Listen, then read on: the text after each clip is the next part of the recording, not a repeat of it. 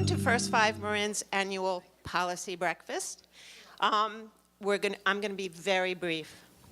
We are delighted to have two of the most principled, consistent, strong advocates from Congress here to discuss what's going on in Washington with us today.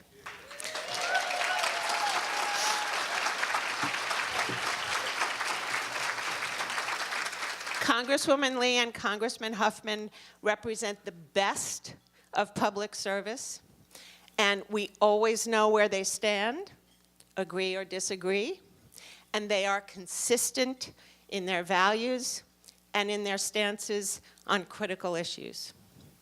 It's been a year and a half since Congressman Huffman was here with us right after the election, and we had a lot of concerns, and they were well-founded. And it is a daily, what feels like to me, assault on children and families. It's a very hard time in this country to be concerned and advocating for children and families. But I am sure that there's much we can do, and that these two wonderful people can help us think about that. So, it is my pleasure to introduce Congressman Jared Huffman, and I don't have to say any more. He's going to introduce Congresswoman Barbara Lee. Well, good morning, and what a pleasure to be with First Five and with your fearless and tireless leader, Amy Reich. Let's give a hand for her. You have two members of Congress who have just gone through travel nightmares to get here, and you know, it's bad enough for me that we were on the tarmac waiting for thunderstorms to clear last night to hopefully somehow get out of Washington, D.C., but Barbara Lee got in even later than me and still made it across the bridge to come over to Marin County. So really grateful for that. And you know, when we're gathered to talk about kids and families and equity and poverty and all of these really important issues that are right in the wheelhouse of First Five, it makes no sense that I would go first in the batting order when you've got Barbara Lee. These are the issues that she has been championing for so long. She is a superstar. Now, maybe if we were, yeah. I might go first if we were at a water forum wonking out on the Endangered Species Act or something like that. But the batting order has been set. I'm going to say a few words, and then we're going to hand it over to the real superstar on these subjects, one of the colleagues that I really greatly admire and look to for advice. So, First Five. First of all, I'm so grateful that you exist. I'm so grateful that we have this model that's taken a sin tax and turned around and made good with it. We have smoking going down. We have lots of good things happening for kids in their first 5 years of life. Lots of metrics are showing the results of First Five's great work. So congratulations on the 20th anniversary of this program. That means that, yeah. It means that Amy and her colleagues are now starting work on their second generation of young people, which is pretty fantastic. I'm grateful for the focus of First Five, focusing on the importance of healthy, well-prepared kids so they can succeed in school and in life, creating that solid foundation for the future. I say that with a lot of gratitude as both a dad and your congressman. I'm also grateful for the specific services and programs that you do. You have brought access to key services and programs for thousands and thousands of kids and families in this county to promote their physical and mental health, school readiness. Also working, though, on public policy development, capacity building, working with other partners in the community to really broaden your impact and yield results. The advocacy that First Five does is really important and makes a difference. From working with Marin kids, the incredible visionary work relating to Marin's Strong Start and that coalition. Thanks to all of that, more people today are aware of the needs that we have, even here in beautiful, affluent Marin County. The needs for children and people, the fact that nearly 2/3 of our voters were ready to tax ourselves to do something really big and transformative for kids, I think speaks to the possibilities here and to the great work of First Five and your partners. We came up a little bit short. We're not done with that effort, but thanks to all of this incredible work, more people today know that 1/3 of our 3- and 4-year-olds in Marin County do not attend preschool. More people are aware that 10.5% of the county lives at or below the federal poverty level. That's hard any place in this country, but especially in a high-cost place like Marin County, when you have that many people living in poverty, that is a tremendous hardship. 35% of our families making $72,000 or less. Now, there's another fact that people need to know. Marin County, a place that I regard as having a big heart, as having the right values, as having a great social conscience. I think if you did a heat map of tolerance and just sort of the right values, Marin County would be one of the best places you could find anywhere. And yet, we're one of the worst places when it comes to racial disparities. So let's try to connect that difficult reality with our good values and our good intentions and see if we can do something positive about it. First Five is working on that. It's not about recriminations, it's about what are we going to do about it.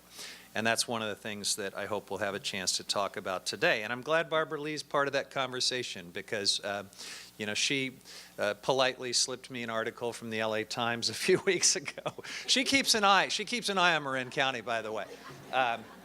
She came to a racial equity forum in Marin City not long after the election, so she's been a great neighbor and a great colleague, as well as a champion on these issues. But just politely slipped me a little article that showed how bad Marin County was on housing and racial disparity. You know, just sort of point taken, Barbara. We get it.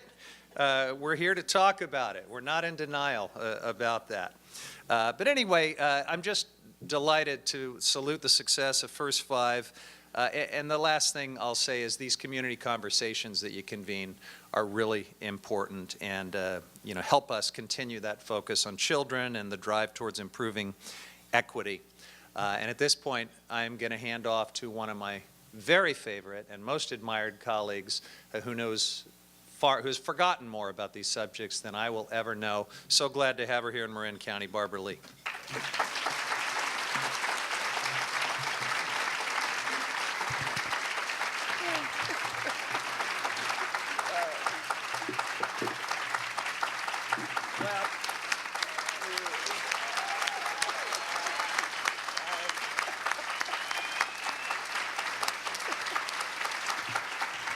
Thank you so much, and good morning. First, Amy, thank you for your tremendous leadership, and thank all of you for the work that you do each and every day on behalf of children and families. And I'm so happy to be here, especially after what Jared mentioned, such a harrowing and difficult evening last night. So to be here with you is enlightening, it's motivational, it's inspirational, and it really reminds us of what we have to do on behalf of children and families, which is what our whole lives are really about. And to Jared, I just want to say, you know, I always thank my congressional district for being the most enlightened and most progressive congressional district in the country, but I have to tell you, you all are our sister districts, and so it is really a wonderful congressional district. Jared is one of the stellar progressive, as you know, progressive leaders in Congress on so many issues. And I love working with Jared Huffman because, you know, we can be honest with each other. We can talk about whatever issue, and I won't even talk about some of the ones we talk about because that's not about this today, but we talk about some deep stuff, if you know what I mean. And I know his and he's brilliant. He's one of the smartest members of Congress. And we defer to him on so many issues around the environment, on protecting our planet, on climate change, on energy efficiency, on greenhouse gases, just on all of our environmental justice issues. So thank you, Jared, so much for your leadership and your friendship. And there are very few members of Congress who you can talk to about racial equity and inclusion and racial justice because they get very defensive, but not Jared. We know that the unfinished business in America has a lot to do with the legacy of slavery and the Middle Passage and the disparities and the gaps that we still see in communities of color. And so it's nice to be able to talk to Jared about not only the problem but solutions. And that's what you're about, that's what Jared is about, and that's what we're about.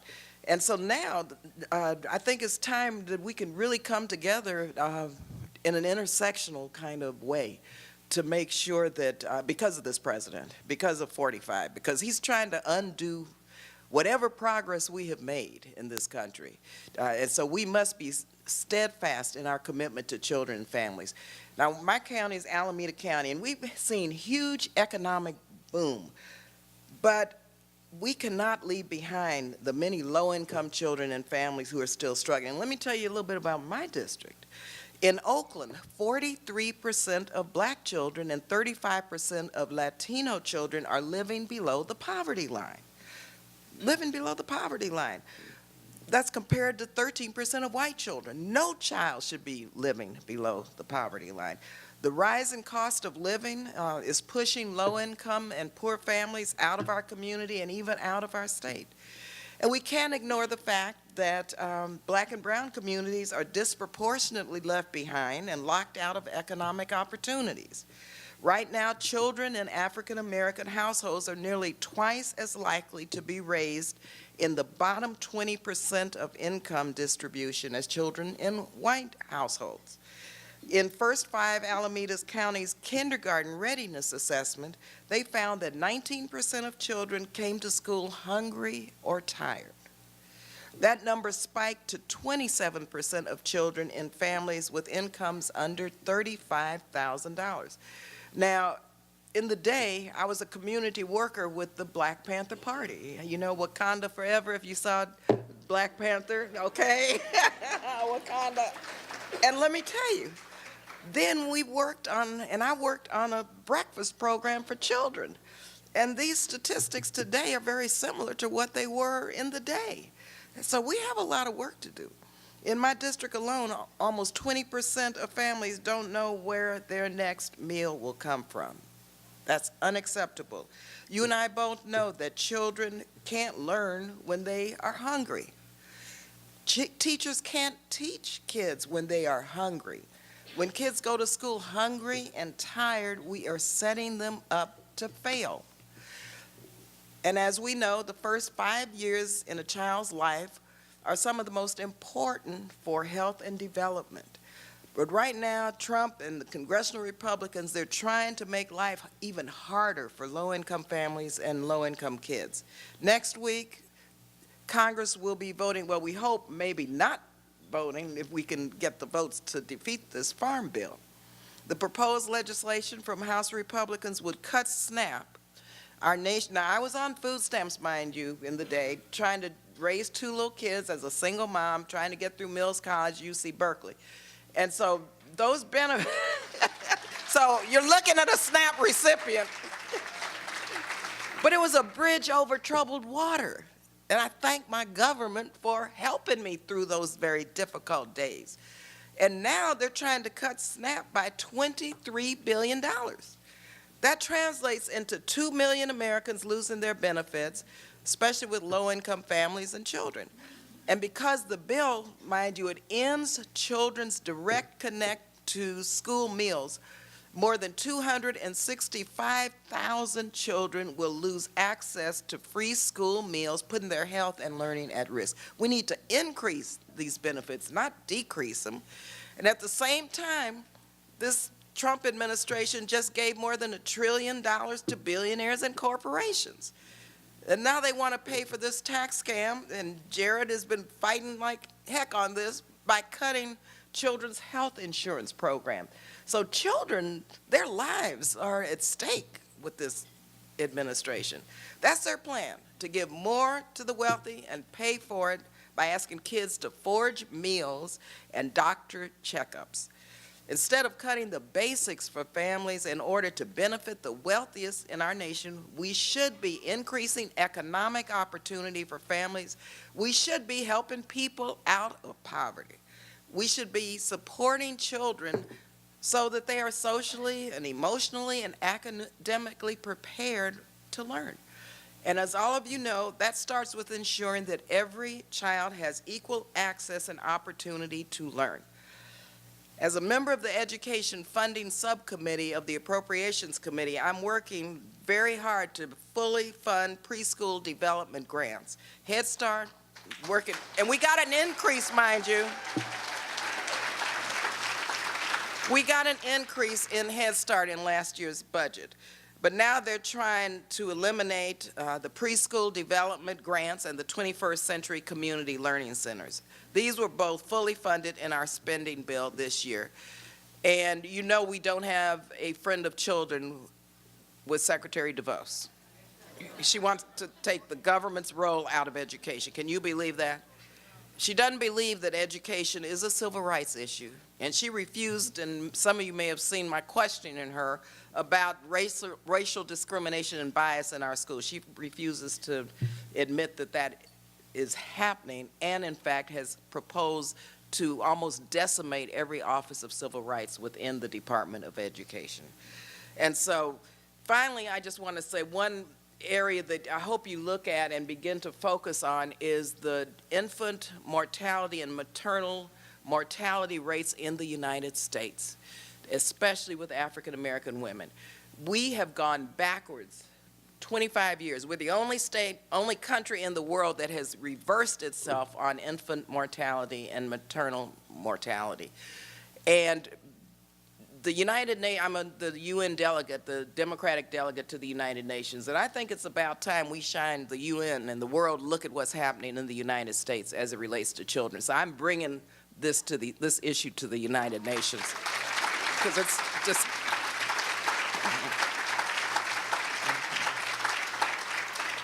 We're the worst developed country in the world as it relates to infant mortality and maternal mortality, and in fact, one of the worst throughout the world, even including the developing world.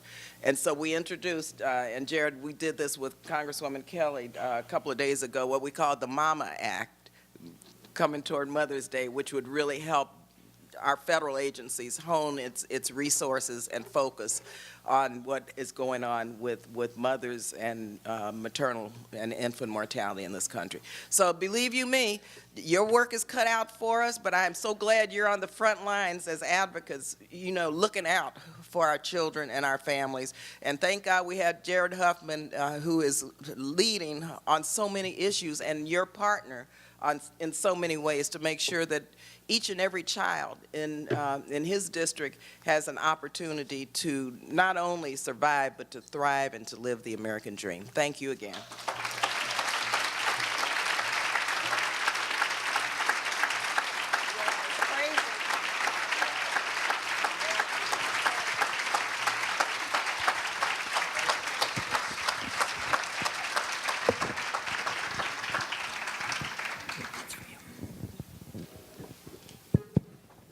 Okay, so what we're going to do is we have two mics, right?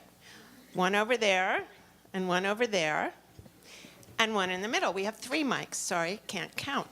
And we're hoping, and we're fairly certain that you have questions of our congressional representatives around what kinds of things would be helpful to them in their work in Washington, and what kinds of things we can do here that they can use to support them in Washington, and whatever else you might ask.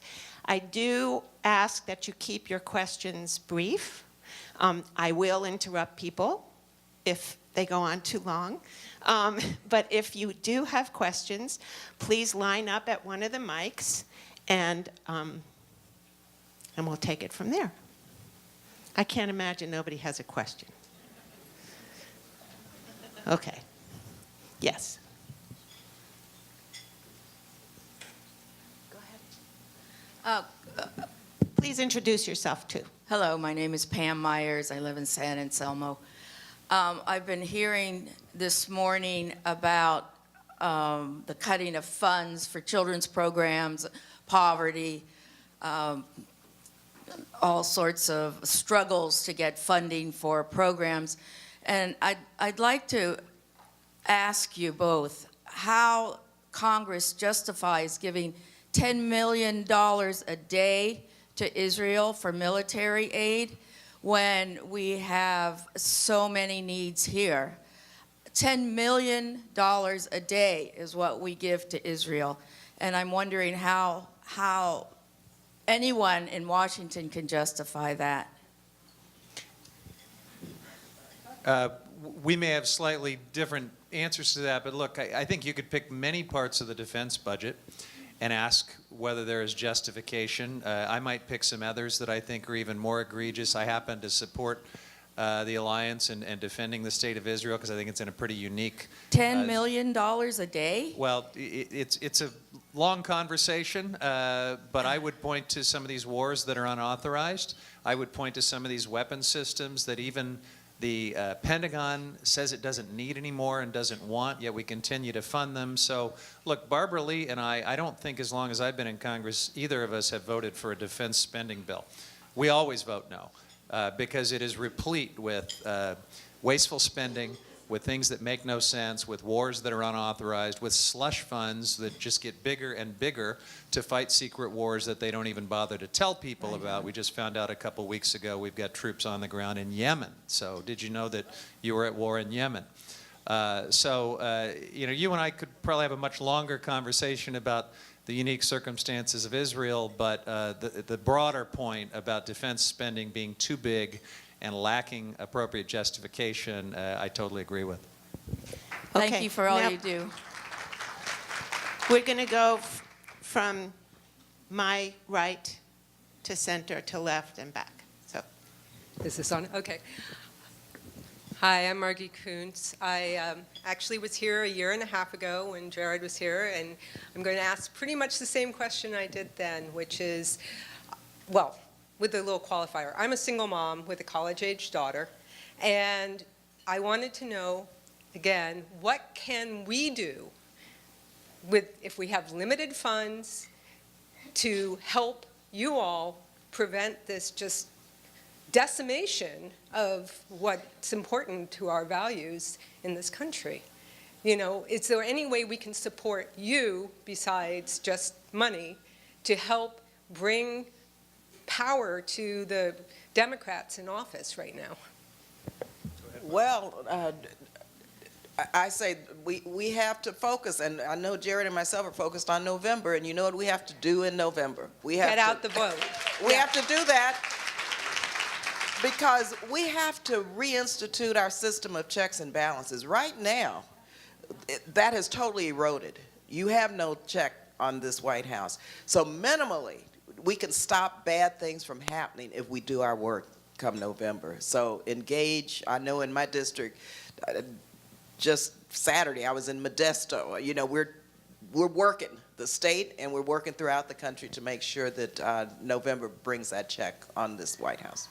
And First Five's a nonprofit, so they can't, you know, go too far into campaigning mode here this morning, but you know, at the risk of getting in trouble, I hope you know about organizations out there like Indivisible and Swing Left and others that are activating our grassroots power and projecting it into key districts where you can make a difference.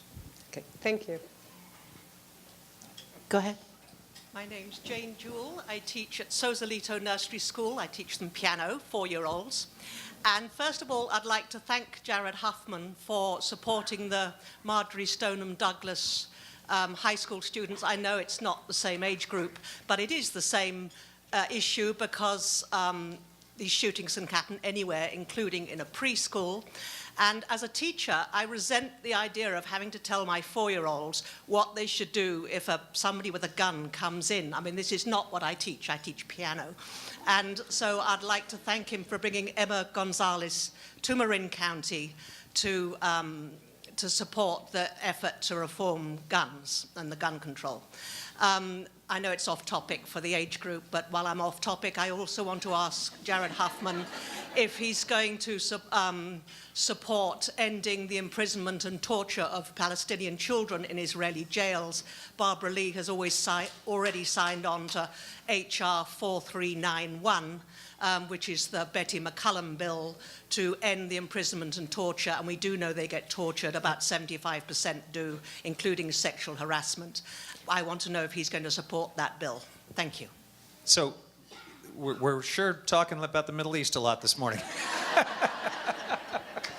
I'm going to take a look at that bill. I support human rights everywhere in the world, including on our own border, where we have an administration that is starting to separate kids from families as they come to the border as refugees and seeking asylum. So, look, we have many fronts on which human rights are an issue. I want to be thoughtful and I want to be consistent, and I will take a look at that, but there's a lot of complexities in Israel and with the Palestinians right now that probably merit a separate conversation. But you'll get no ambiguity from me on the principle of human rights everywhere.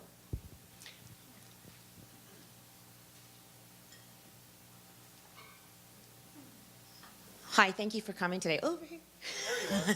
I'm in a unique situation because I have a home in Oakland and a home in San Rafael. And I have stepchildren in Roses and Concrete in Oakland, and I have a child. Was that just because there's great members of Congress in both of those places? Or was it? It's because I feel represented. Okay. And I also have a child in a private school, Mark Day School, in San Rafael. So I kind of have the gamut running here. And it's interesting, the comments we've heard already about the children in Palestine.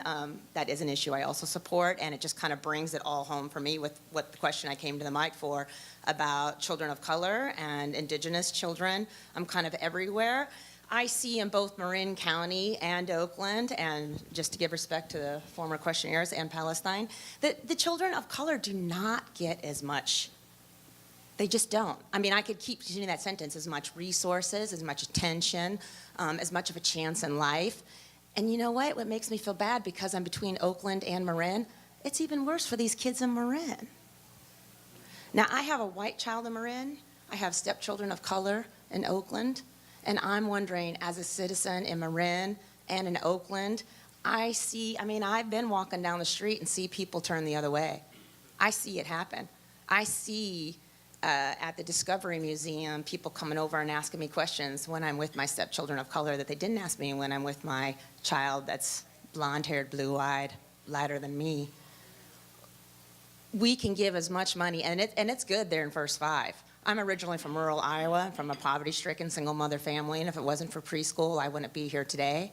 And I'm so happy that this program exists for children in every county. But beyond this program, what can we do to make these kids start out in life thinking they're equal before 5?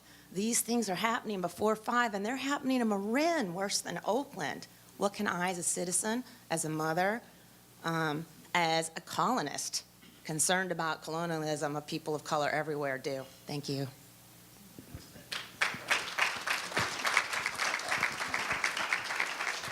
Well, I think you hit it on the head. Structural and institutional racism is alive and well in America. And until we address the real issues around racial equity and racial justice, we're just going to put Band-Aids on the issues. And I've talked with Jared about how we get a dialogue really going. First of all, we've got to start being honest with each other around racial healing, truth and reconciliation.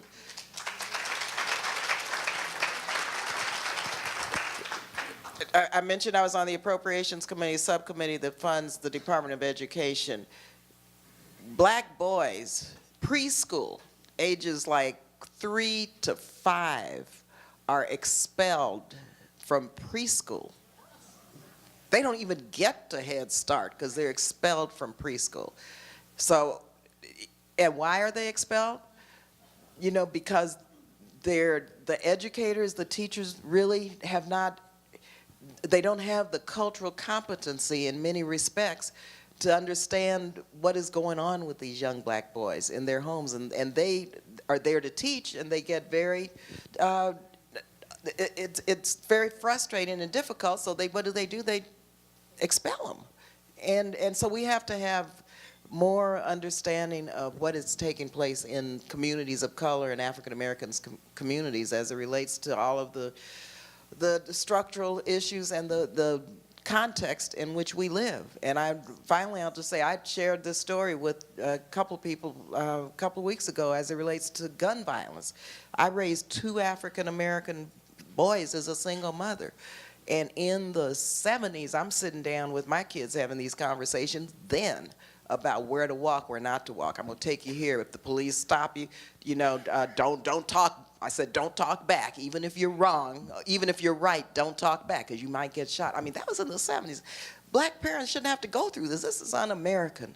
But until we deal with the basics of the Middle Passage as an African American and slavery and what is taking place today, how it's manifested in mass incarceration, unemployment gaps, housing gaps, and disparities, we'll just, as I say, we'll just keep going in circles. So we've got to deal with it at some point. So thank you.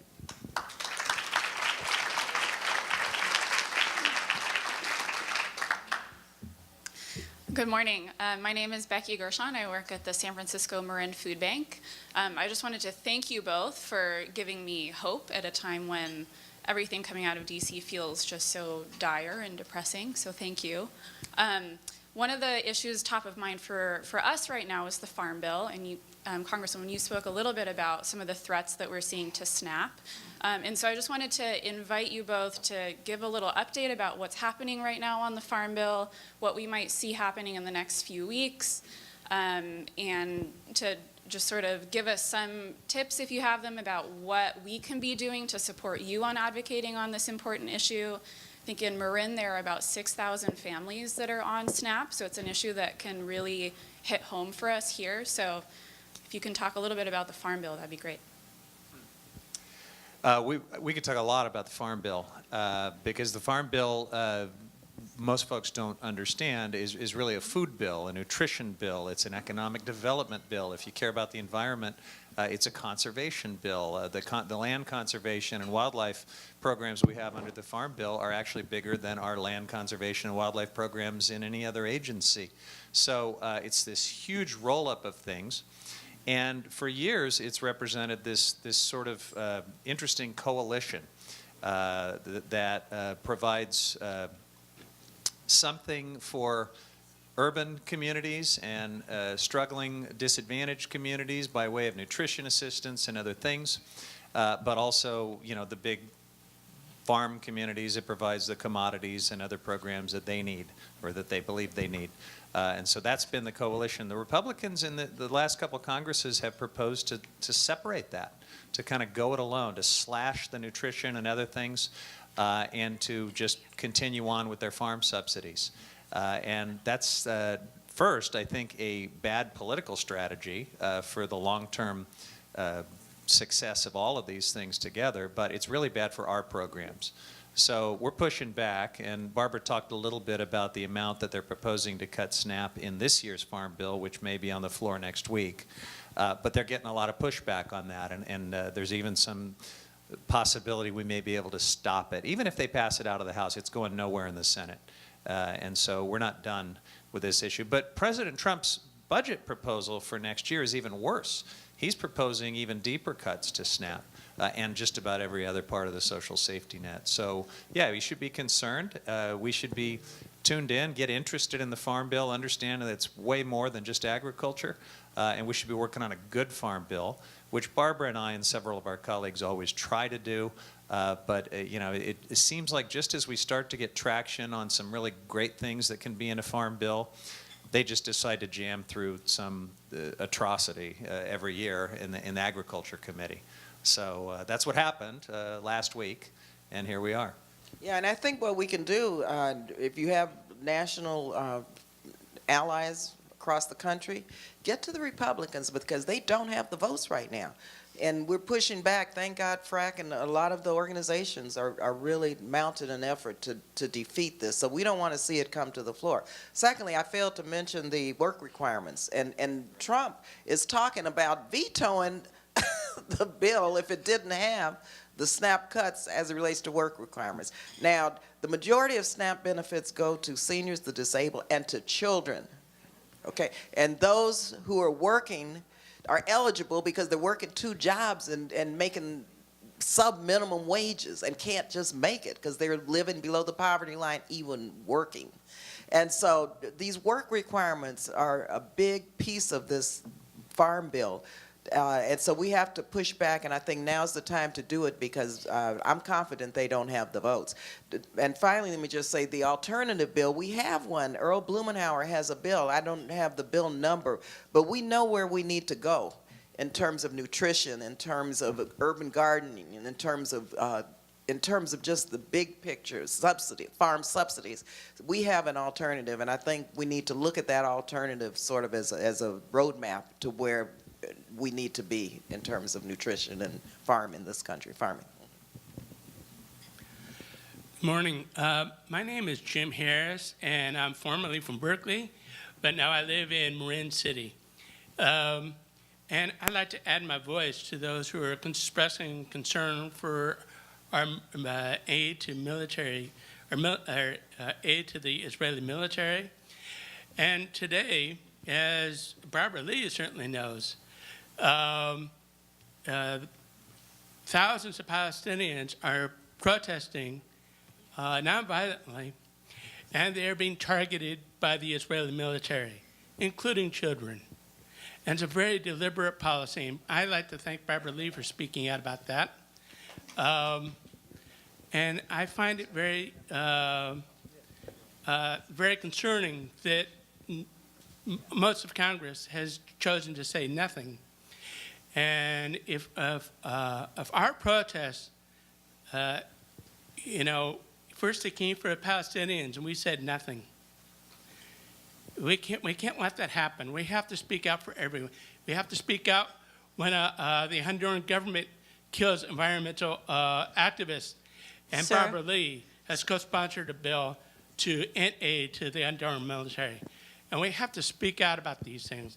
And that's why I support 4931. We have to stop. Sir? Just a simple Can thing. you wrap up, please? Can I I just want to make one point. The Progressive Caucus we have, and Jared, of course, is a member of the Progressive Caucus. We have 79, 80 members. We're the largest caucus in Congress, and I encourage you to look at our website. We've issued quite a few statements on all of the issues that we're talking about today, and so you will see not just Barbara Lee, you will see many others talking about these issues and taking positions that I think are fair and right and just and moral. And so thank you again. Yeah, and I'm going to just very briefly and hope that we're done talking about the Middle East, because I think we're here for other issues this morning, and I think we're all on the same team. But look, again, we should care about all children. We should care about human rights everywhere. And what I'm going to push back on respectfully is this idea that you only focus on Israel and you only hold Israel. I listened very politely. Please. When you have folks, Hamas, pushing children towards a dangerous situation, using them as human shields, diverting humanitarian aid meant for children into tunnels and weapons, let's talk about that too, if we really care about kids. Okay, thank you. Hello, Jared, Fred. My name is Fred Mayer. I'm a pharmacist representing the Marin County Pharmacists Association. I'd like to talk about health care, if that's okay. On Sunday's 60 Minutes, there was an expose about prescription drugs. These prescription drugs that they were talking about was a drug called Actar. The reason I bring this up is this is the week that Mr. Trump is supposed to be talking about lowering the price of prescription drugs or doing something about health care for kids who are in poverty, or at least talking about health care. We've seen the cost of insulin for kids go up like quadruple in price. The drug of this Actar that they talked about on 60 Minutes went from $40 a vial, one vial at $40 went to $40,000 per vial. So I guess my question is, one, we need a healthcare system for for these kids that are putting them into poverty? What are you doing about health care? And I know you're both single payers. Is there anything that you see we can do here in California to get kids out of poverty because of health care costs? Specifically, the high cost of drugs. Insulin, as I said, has gone double. Every drug is going through the roof. And what we really need is some kind of a health care for all program. So what do you see us doing here? Because many of these kids are in poverty because of health care. Thank you for coming. Thanks, Fred. I know Barbara's going to have some things to say about this, but we are, as you mentioned, both Medicare for all, single-payer advocates, but there's a lot of other stuff we need to do too. And I know that Jim Wood and others in the state legislature have been working on this issue of runaway drug costs. We'll see if President Trump really means what he says on this issue. He's actually offered some good rhetoric on negotiating, on reducing drug costs, but he's put all the wrong people into key positions, and they have said that they're going to unveil their prescription drug strategy or policy, any day now. We'll see if that really happens. I'm skeptical.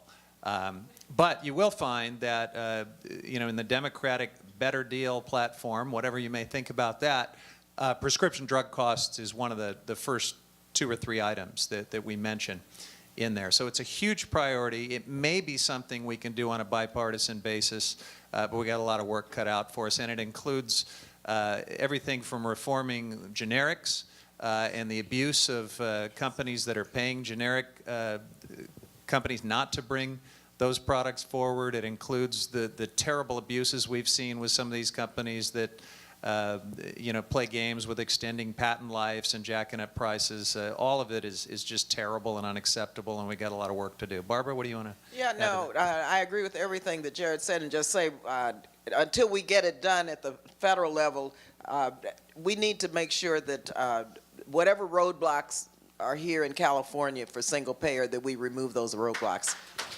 and get it done. I carried the first single payer bill way back in the day in the 90s when I was in the California legislature.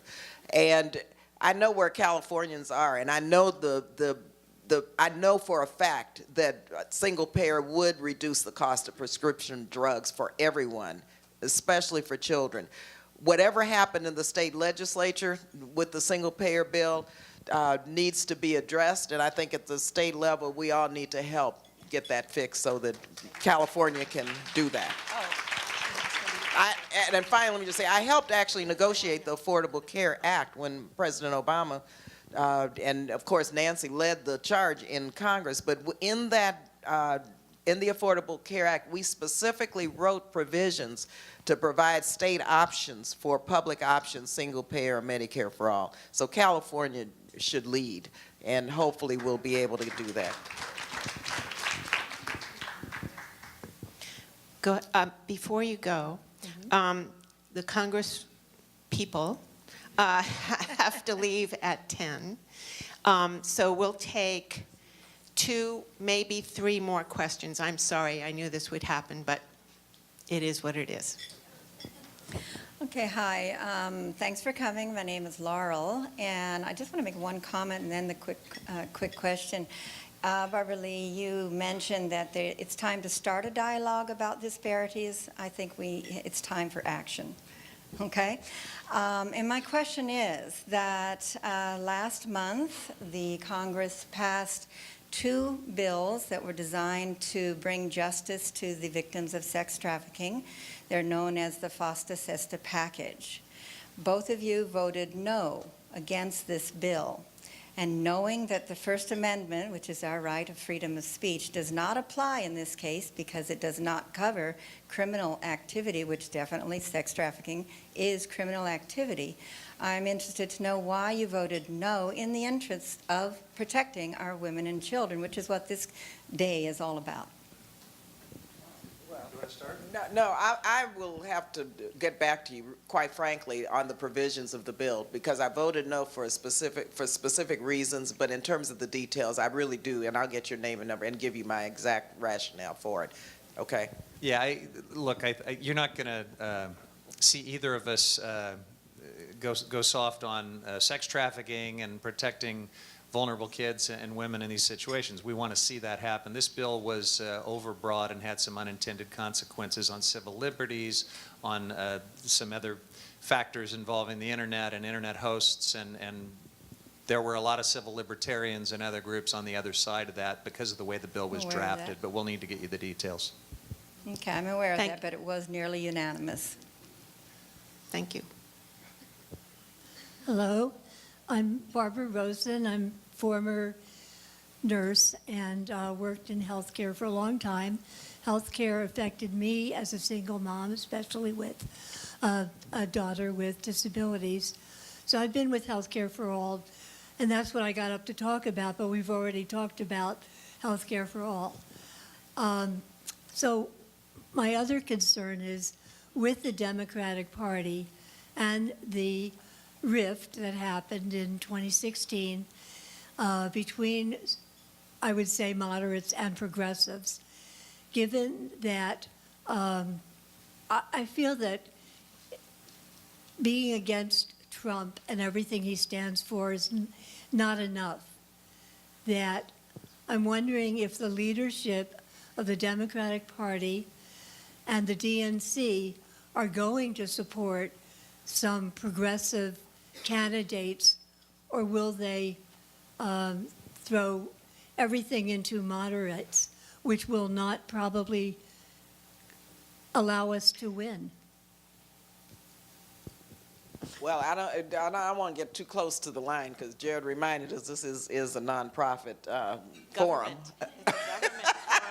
See We're us actually afterwards. government, not nonprofit. Nonprofit. So I think we should talk about this in another venue, another forum, personally. Oh, I want an answer. Oh. Because I don't want to. I'll answer you out. I'll answer you out front. Okay. Okay. All right. Thank you. Okay, I think we have time for literally one more question, so. And I would ask that it be germane to the reason we're here, and remember, we're a government agency. Thank Well, you. I tell you, we are sister districts because I thought I was in my 13th congressional district. After being here today, it is wonderful. I feel right at home. I feel right at home. Thank you so much for coming today and for doing the work you do on the federal level and the local level and the personal level in your souls and in your minds and your hearts. Thank you so much for being so dedicated.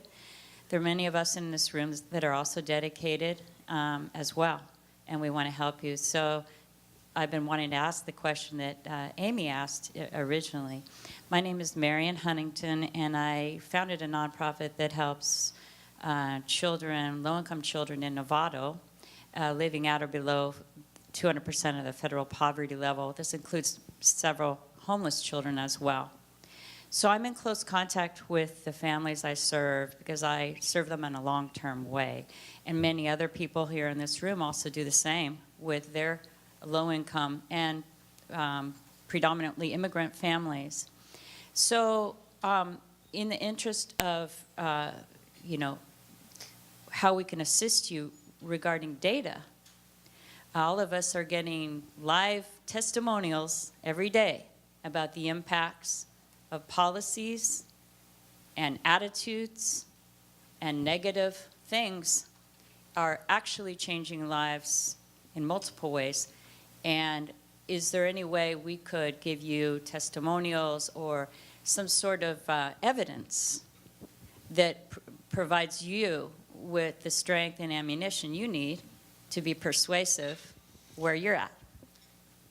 I think this is a great question. I assume you're talking about all of the dog whistle racism and other things we're hearing from the Trump administration and how that filters down to this terrible outcome where we have a new generation coming along, just as we've been making progress on all these issues, that thinks it's okay to make fun of the disabled and have all these stereotypes about Mexicans and all of the dog whistle stuff.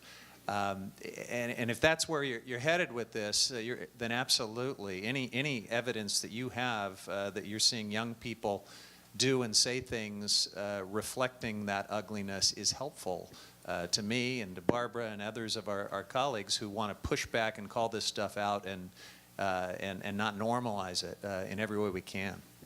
So how would one get the information to you? We have to close So sorry. because their staff is going to be whisking them away. So sorry. Yeah.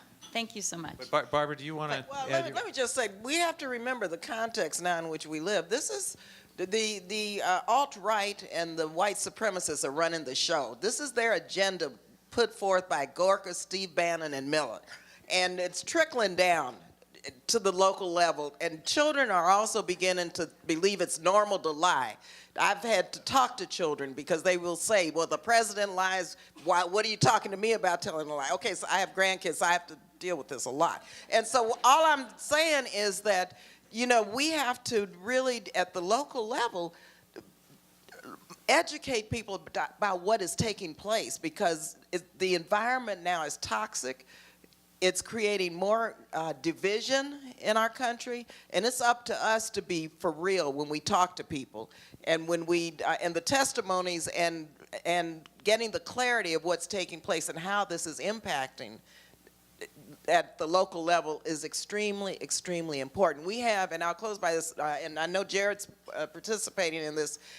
Next week, I think, you may remember Senator Fred Harris, who was the only surviving individual of the Kerner Commission report 50 years ago, put forth right after the rebellions and the riots, talking about what is taking place in America. One country, two societies, one black, one white.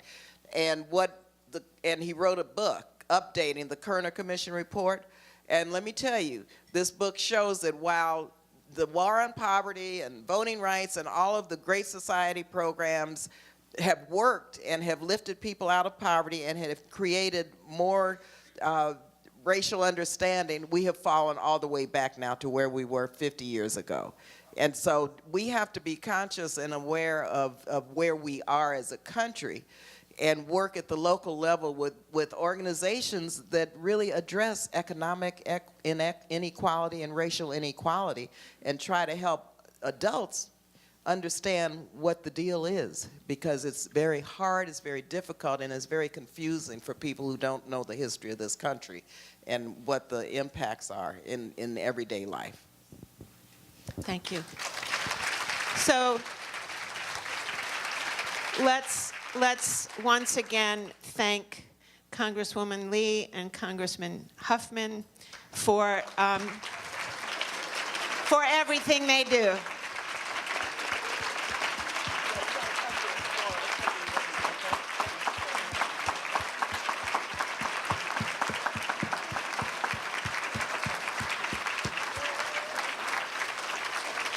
And thank all of you for being here and participating, for your questions, and please feel free to take the centerpieces if you would like to use them.